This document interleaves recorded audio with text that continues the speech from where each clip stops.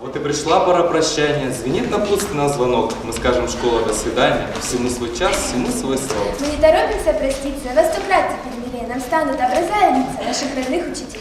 Но час настал, мы это знаем, и в этот особенный час вас благородно приглашаем на школьный бал, на школьный вас. Дорогие ребята, приглашаем вас завтра на наш праздник последнего звонка, который состоится здесь в 10 часов.